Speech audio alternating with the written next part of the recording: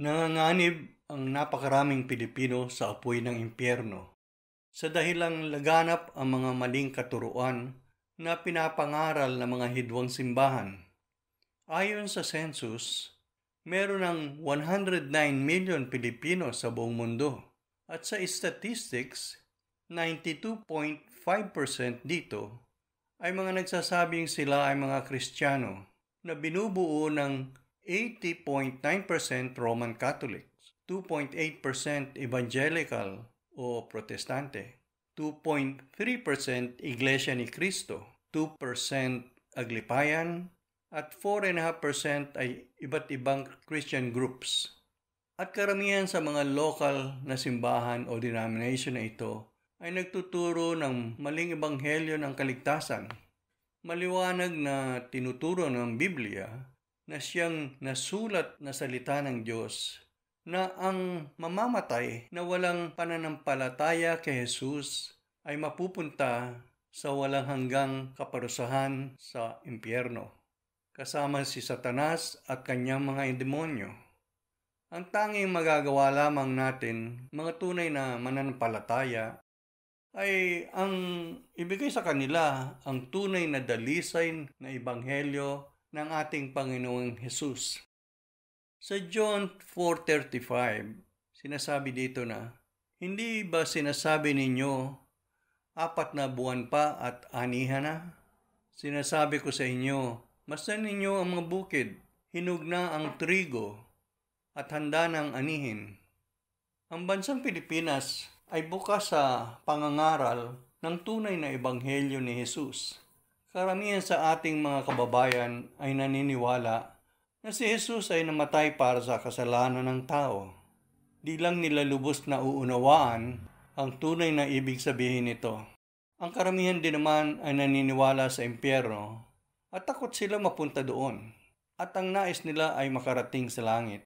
Marami sa ating kababayan ay walang kapayapaan sa kanilang puso at sila'y lito kung saan masusumpungan ng kapahingahan na matagal nilang inaasam-asam. Sa kabila ng kanilang paghahanap na matagpuan ng Diyos, di nila siya masumpungan sapagkat di nila kilala si Jesus na siya lamang tanging makapagpapakilala kung sino ang Diyos. Nais din nilang makakawala sa pagkaalipin sa kasalanan. Ngunit bigo ang lahat ng kanilang pamamaraan upang makawala sa mga tanikalang ito. Sa kabila ng lahat na ito, ang pinakamalaking trahedya ng ating mga kababayan ay yaong marami sa kanila ang patuloy na naniniwala na sila pa rin ay nasa tamang daan patungo sa langit, na kung saan makakapiling ang Diyos magpakailanman.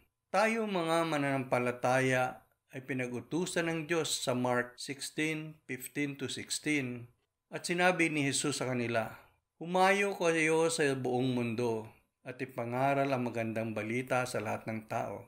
Ang sino mang sumampalataya at mabautismohan ay maliligtas. Ngunit ang ayaw sumampalataya ay parurusahan." Kinakailangan nating ibahagi sa kanila ang mabuting balita ng kaligtasan kay Kristo Jesus upang sila ay magkaroon ng kaligtasan sa kapahamakan. Pero ano nga ba ang gospel o ebanghelyo? Napakahalaga na maunawaan natin ang mensahe ng gospel. Sa 1 Corinthians 15:1-4 ay sinasabi, "Mga kapatid, ngayoy ipinaalala ko sa inyo ang magandang balitang ipinangaral ko sa inyo. Yan ang magandang balitang inyong tinanggap at naging saligan ng inyong pananampalataya. Naliligtas kayo sa pamamagitan nito. Kung matatag ninyong pinangahawakan ang salitang ipinangaral ko sa inyo.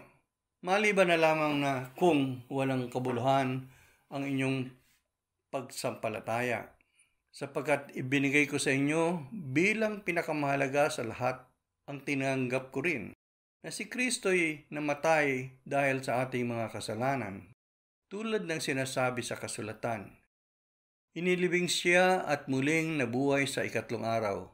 Tulad din ng sinasabi sa kasulatan. Ang ibig sabihin ng gospel ay mabuting balita. Mabuti sa dahilang ito lamang ang tanging kasagutan sa napakalaking problema, di lamang ng mga Pilipino, kundi lahat ng sangkatauhan. Ang problema ay ang ating mga kasalanan, ang ating paglabag sa kalooban o kautusan ng Diyos. Sinasabi sa Romans 3:23, sapagkat ang lahat ay nagkasala at walang sino mang nakaabot sa kaluwalhatian ng Diyos. At sa Romans 6:23, sapagkat kamatayan ang kabayaran ng kasalanan. Ang tao ay nasa ilalim ng hatol ng Diyos, ang walang hanggang pagkahiwalay sa Diyos sa impyerno. At yun ang masamang balita. Kung meron masamang balita, meron namang mabuting balita sa atin ng Diyos. Sa John 3:16, ganito ang sinasabi, sapagkat gayon na lamang ang pag-ibig ng Diyos sa sangkatauhan, kaya't ibinigay niya ang kanyang kaisa-isang anak, upang ang sinumang sumampalataya sa kanya ay hindi mapahamak, kundi magkaroon ng buhay na walang hanggan. At sa Mark 1:15, sinabi niya, dumating na ang takdang panahon, malapit nang maghari ang Diyos. Kaya magsisi na kayo't talikuran ang mga kasalanan. Paniwalaan ninyo ang magandang balita. Kinakailangan tanggapin mo na ikaw ay makasalanan, pagsisihan ang mga ito at talikdan. Sampalatayaan na si Jesus ay namatay para sa iyong kasalanan. Siya ang umako ng parusa na dapat ay para sa iyo. Siya ang nagbayad doon sa krus ng Kalbaryo ng kaparusahan para sa iyong mga kasalanan. At dahil dito, ang puot at galit ng banal na Diyos sa iyo ay napawi. Oo, si Jesus ang umako ng parusa na dapat ay para sa iyo. Ikaw ay binili, iniligtas sa kaparusahan ng kanyang banal na dugo. Kung gayon, ang buhay mo kay Kristo na, at siya ay bahagi ng iyong buhay. Sinasabi sa Bible na ang mabuting balita ng Ebanghelyo ni Jesus ay ang tanging pag-asa upang ang makasalanang tao ay mapatawad sa kanyang mga kasalanan at magkaroon ng buhay na walang hanggan. Ang gospel o ebanghelyo ay tawag ng pagsisisi sa mga kasalanan, pananampalataya sa ginawa ni Jesus sa krus ng Kalbaryo, pagtanggi sa sarili, pagpapasakop sa kalooban ng Diyos, at pagsunod sa mga katuruan ng Panginoong Jesus.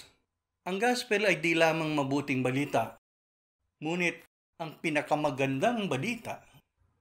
Tayo ay pinag-utusang ipangaral, ibahagi, o ipamalita ito hanggang sa pagbabalik muli ni Kristo. Dapat nilang marinig ang mabuting balita ng kaligtasan at ang Diyos ang magdadala mula sa kanilang mga tenga tungo sa kanilang mga puso ng magandang balita. But first things first, you must first be saved.